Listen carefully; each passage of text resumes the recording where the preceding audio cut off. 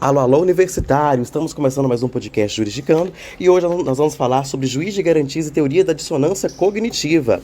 Hoje com os estudantes de Direito da Universidade Estadual de Goiás, Campus Norte, com sede em Uruaçu, Camille Vitória, Leandro Silva, Gabriele Fernandes, Micaela Lindo Johnson e Daniele Cristina.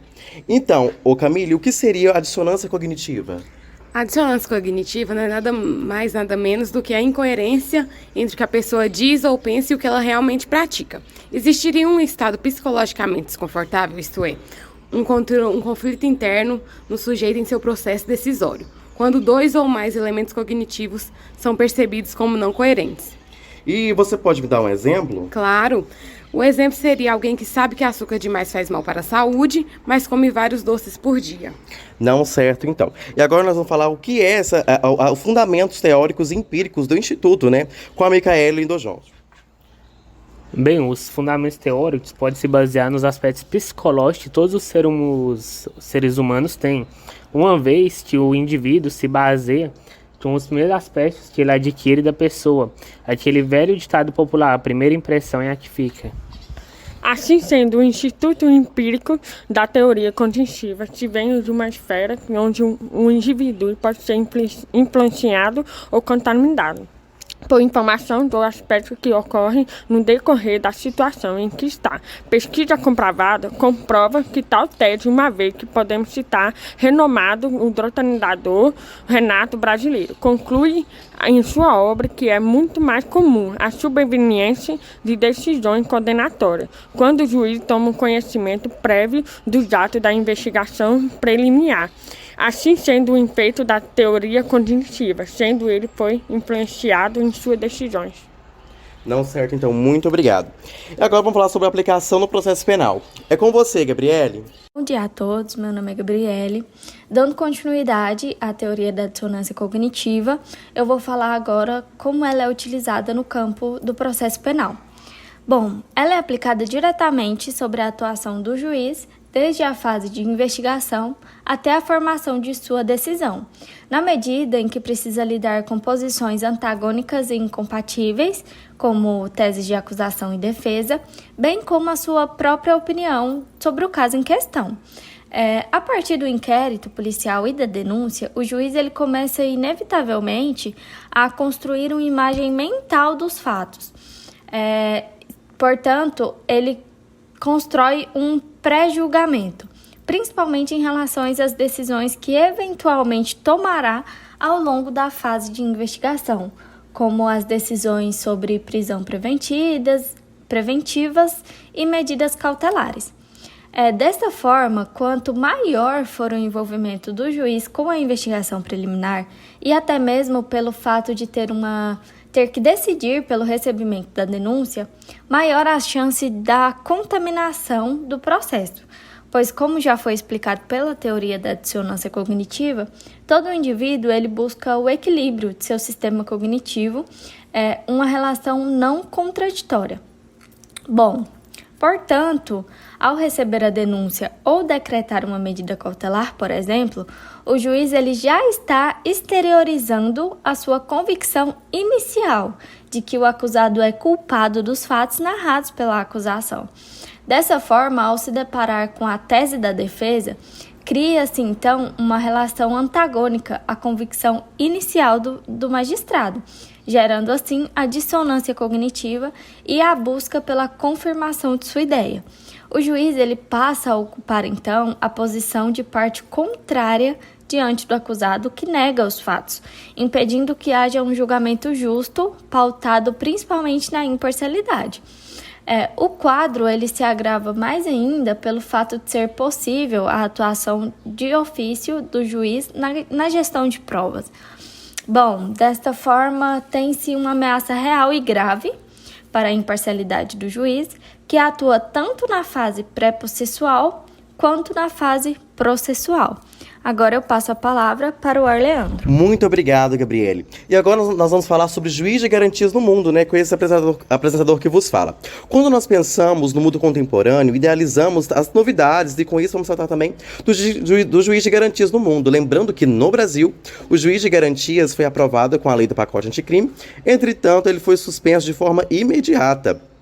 Aqui, na América Latina, só Brasil e Cuba ainda não adotaram o modelo, diz o professor Vladimir Arras. A Argentina possui juiz de garantias desde 1991, mas faz isso gradualmente, né? Até hoje não o colocou em prática em todas as cidades. Para o professor de Direito da Universidade Federal do Rio Grande do Sul, o promotor e professor Mauro Andrade, ele afirma que incluir o juiz de garantias no Brasil é uma aberração. Ele fez um estudo sobre o Tribunal Europeu dos Direitos do Homem e concluiu que o modelo de magistrado que atua apenas na fase de investigação só se justifica na Europa, porque lá os julgadores analisam as provas trazidas pela polícia com mais profundidade antes de conceder uma busca e apreensão ou uma quebra de sigilo. Nos Estados Unidos da América, a legislação penal norte-americana varia em cada estado, né?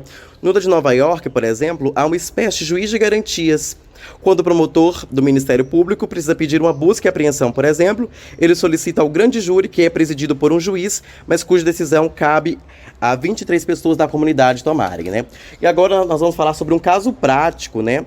Onde pode ser observada a dissonância cognitiva, né, incluída na imparcialidade do magistrado, com a Daniela Cristina. Este caso aconteceu em Minas Gerais durante o governo Vargas e ficou conhecido como o caso dos irmãos Naves. Tudo iniciou com a formação de uma sociedade por Joaquim Naves, Sebastião Naves e o primo deles, Benedito. Eles vendiam arroz em Uberlândia, mas um dia o preço do arroz caiu e Benedito começou a se endividar. Ouvindo que o preço melhoraria, pegou um empréstimo e comprou mais arroz, mas o preço não melhorou e, pelo desespero, vendeu tudo por R$90 mil. Por não ter quitado suas dívidas, Benedito pega o dinheiro e sai dizendo para Joaquim que ia em uma festa. Joaquim alerta o Benedito para não sair com tanto dinheiro, porque era perigoso, mas ele não escuta e sai de casa. A partir daí, Benedito some. Joaquim e Sebastião procuram por ele e, não encontrando, vai ao delegado. O delegado conhecia Benedito e pergunta se ele não está na casa de alguma mulher ou em uma festa por aí.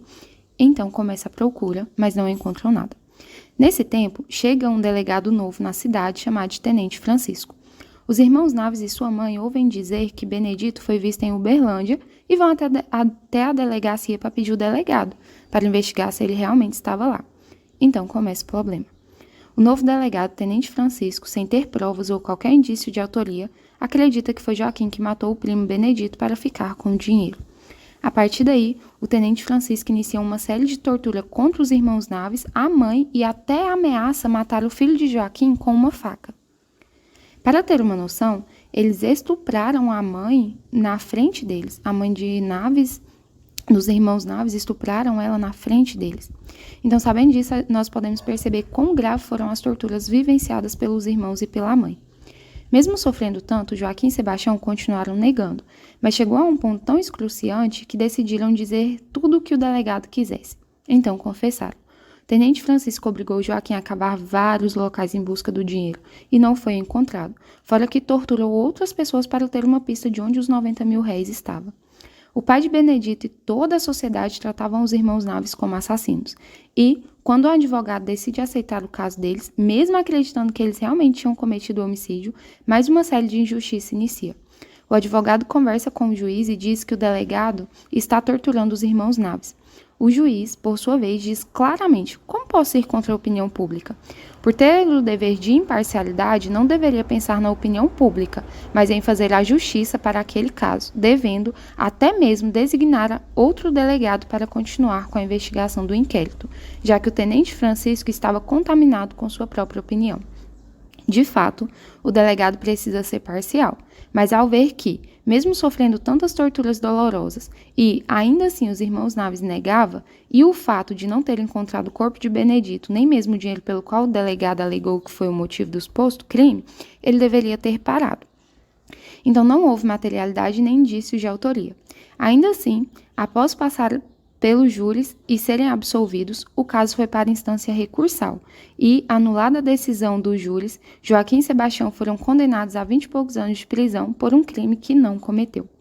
Anos depois, por bom comportamento, alterou-se o regime. Joaquim morreu antes de ser solto. Sebastião, porém, ouviu que tinha visto Benedito em uma fazenda do pai dele. Ao ir atrás, achou Benedito vivíssimo e deitado de boa na fazenda do pai. Sebastião pediu ao primo para ir lá e contar a verdade. Assim, Sebastião conseguiu provar a inocência dele e do falecido irmão. Por isso, o caso ficou conhecido como o caso do maior erro judiciário do país, que também teve a maior indenização. Mas que indenização paga a tortura e os anos de reclusão de pessoas que eram inocentes. Então, a dissonância cognitiva se encaixa quando o juiz, sem qualquer materialidade ou indício de autoria, decide ouvir a opinião pública. E, mesmo recebendo a confissão dos irmãos, ao ouvir sobre a possibilidade de tortura, deveria ter designado outro delegado para que a investigação ocorresse de forma justa. Fora que o mesmo juiz que decretou a prisão preventiva foi o mesmo que julgou o caso, o que colaborou para que ele acreditasse que os irmãos Naves eram mesmo os autores e agiu com parcialidade, pensando na opinião da sociedade e em suas convicções, deixando, assim, de lado totalmente a justiça e o princípio da imparcialidade. Então, muito obrigado, Daniele, pelo caso concreto. E para você que está ouvindo nosso podcast, nosso muito obrigado e até em breve com mais um Jurisdicando, porque perder tempo para quê?